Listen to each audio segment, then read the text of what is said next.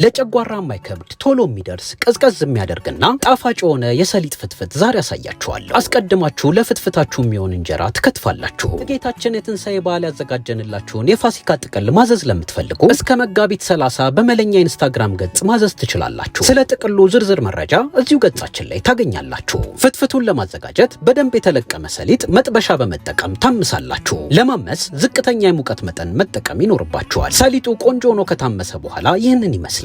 አምሳችሁ የሚያዘጋጃችሁትን ሰሊጥ ዝርግ ሳህን ላይ ትገለብጡትና በደንብ ታቀዘቅዙታላችሁ። ሰሊጡ በሚገባ ከቀዘቀዘላችሁ በኋላ የቅመም መፍጫ ውስጥ ጨምራችሁ በደንብ ትፈጩታላችሁ። ቅመም መፍጫ ከሌላችሁ ሙቀጫና ዘነዘና መጠቀም ትችላላችሁ። ሰሊጥ የቅባት እህል ስለሆነ ስትፈጩት እርስ በራሱ የመጠባበቅ ባህሪ ይኖረዋል። ስለዚህ ተለቅ ያለ ማንኪያ በመጠቀም ፍርፍር ማድረግ ትችላላችሁ። ሰሊጡ ቆንጆ ሆኖ ከተፈጨ በኋላ ይህንን ይመስላል። አሁን ደግሞ የሰሊጥ ፍትፍታችንን ስልስ እናዘጋጃለን። ፈጭታችሁ ያዘጋጃችሁትን ሰሊጥ ጎድጓዳ ሳህን ውስጥ ገለብጡና ከተገኘ ትንሽ የወይራ ዘይት፣ ግማሽ የሎሚ ጭማቂ፣ የምትፈልጉትን ያህል ጨው፣ የነጭ ሽንኩርት ዱቄት ወይንም ላም ተደርገው የተፈጨ ነጭ ሽንኩርት እና ቀዝቃዛ ውሃ በመጨመር በሚገባ ትቀላቀሉታላችሁ። የምትጨምሩት ውሃ እንደምትፈልጉት የሰሊጡ ውፍረትና ቅጥነት ይወሰናል። ሰሊጡ ሳይጓጉል በእንቁላል መምቻ በደንብ ከቀላቀላችሁት በኋላ ቀይ ሽንኩርት፣ ቃሪያና ቲማቲም ጨምራችሁ በተወሰነ መልኩ ትቀላቀሉታላችሁ። በመቀጠል ከትፋችሁ ያዘጋጃችሁትን እንጀራ ከላይ ጨምራችሁ ወደ ታች በመጫን ታርሱትና ቀስ እያላችሁ ታገላብጡታላችሁ።